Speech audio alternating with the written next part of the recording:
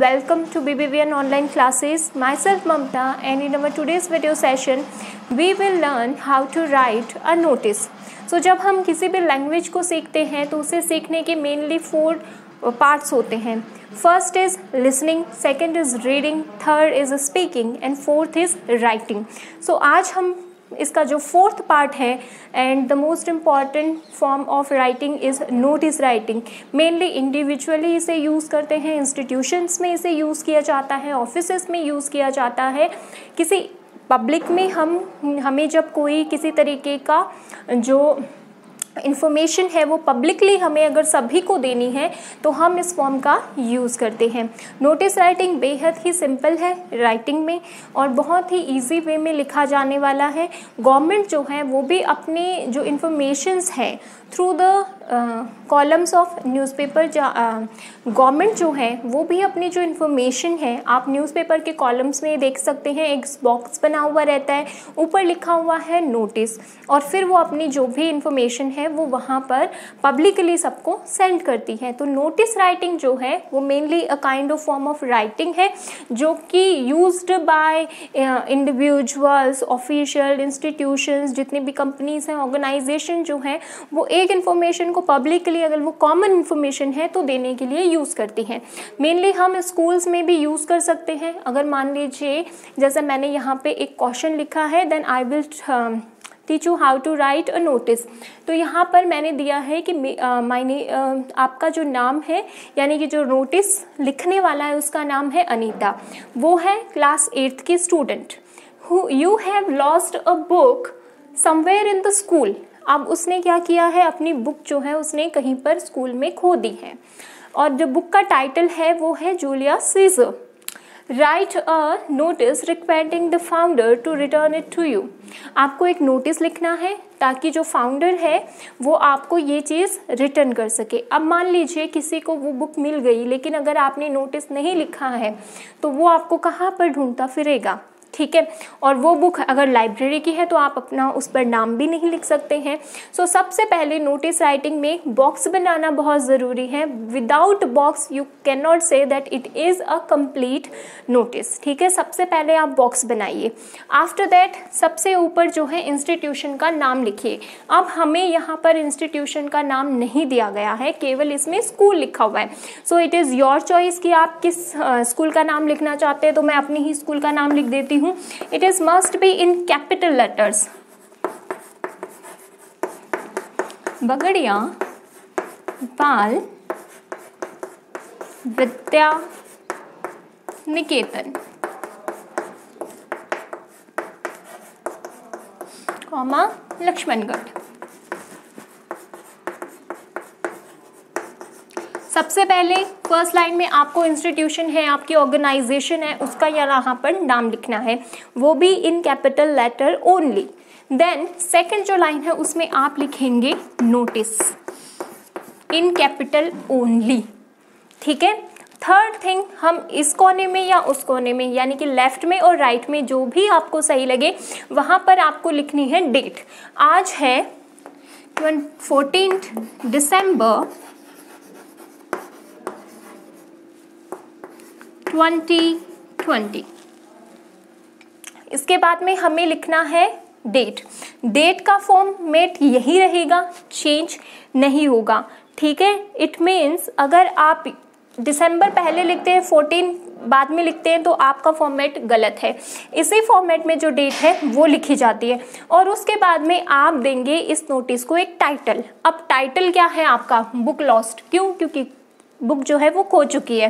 Title हमेशा छोटा होना चाहिए और आपका जो मेन अट्रैक्शन है, इट मीन्स आप जिस भी चीज़ पर, जिस भी सब्जेक्ट पर नोटिस लिख रहे हैं, आपका टाइटल जो है वो कम शब्दों में उस टॉपिक को डिफाइन करना चाहिए.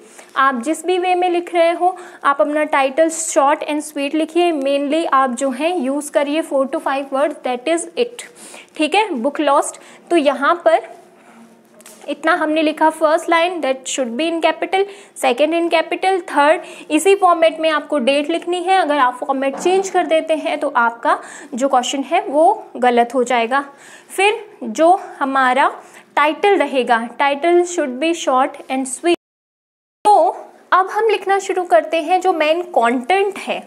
ठीक है, कंटेंट हमारा क्या है कि बुक हो गई है, हमें सबको इन्फॉर्म करना है कि ये बुक है और अगर किसी को मिलती है तो वो हमें जो है वापस रिटर्न कर दे। सो हम शुरुआत करते हैं। इट इज़ इन्फॉर्म्ड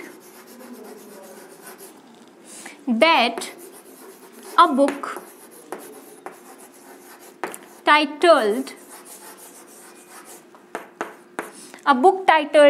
टाइटल्ड क्या है? Julius scissor. Okay, Julius Caesar.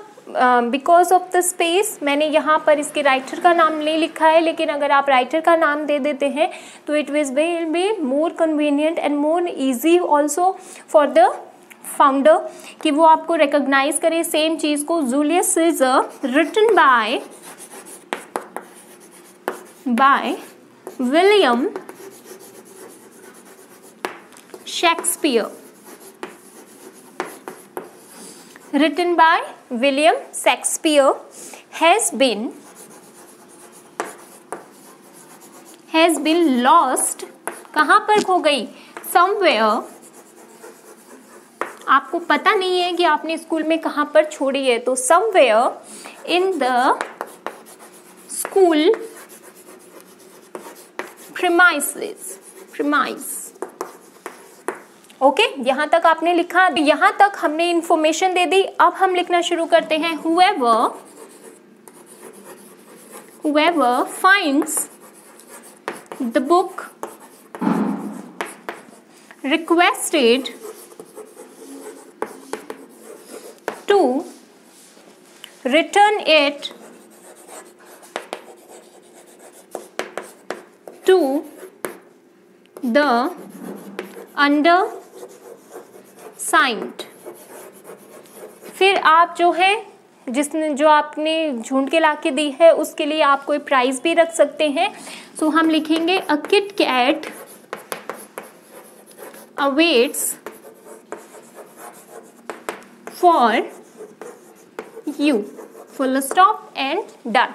सो 3 लाइन्स में 3 to 4 लाइन्स में आपने जो अपने नोटिस में जो इन्फॉर्मेशन देनी थी अगले को वो दे दी। उसके बाद में यहाँ पर आता है सिग्नेचर मतलब जो भी इस नोटिस को लिख रहा है वो उसके साइन। तो यहाँ पर लिखा है अनीता ने और वो क्या है? Student of class 8th। ठीक है, सो ये नोटिस जो है वो नोटिस बोर्ड पर चिपकाया जाएगा। सब लोग नोटिस बोर्ड पर पढ़ेंगे और अगर किसी को मिल जाती है तो वो क्या करेगा? लौटा देगा, क्योंकि हमें पता रहेगा कि किसकी बुक थी। ठीक है, सेकेंड थिंग, नोटिसेस जो है वो ना सिर्फ किसी चीज़ आपने खो दी है या कोई चीज़ आपको मिली है उस पर आप लिखते हैं। जैसे कि आप कोई मीटिंग जो है वो बुला रहे हैं तो आप लिख सकते हैं। फिर अगर आप कोई सेलिब्रेशन जैसे ड्राइंग कंपटीशन जो है वो ऑर्गेनाइज कर रहे हैं तो आप लिख सकते हैं। पेंटिंग का कंपटीशन कर रहे हैं वो लिख सकते हैं। Various kind of competition held in our school, उसके बारे में आप लिख सकते हैं। कई इंस्टीट्यूशन जो है किसी को इनवाइट करने के लिए आप नोटिस जो है वो लिख सकते हैं। तो नोटिस जो है वो बहुत ही एक इम्पॉर्टेंट फॉर्म है राइटिंग की, जो कि कई जगह पर यूज़ की जाती है। So this is notice writing, इसे आप कर सकते हैं। ये आपका हो गया नेम ऑफ स्कूल और ऑर्गेनाइजेशन। देन ये आपका नोटिस, देन ये यहाँ पर डेट, यहाँ पर आपका जो मेन टाइटल है, ठीक है वो, और ये आपका हो गया कंटेंट। नेक्स्ट में सिग्नेचर और आपका जो भी डेजिग्नेशन है वो, यानी कि जो भी इसको लिख रहा है वो जिस भी पद पर काम कर रहा है वो आप सबसे एंड में लिखेंगे। बॉक्स क्लोज और आपका नोटिस डन। Thank you.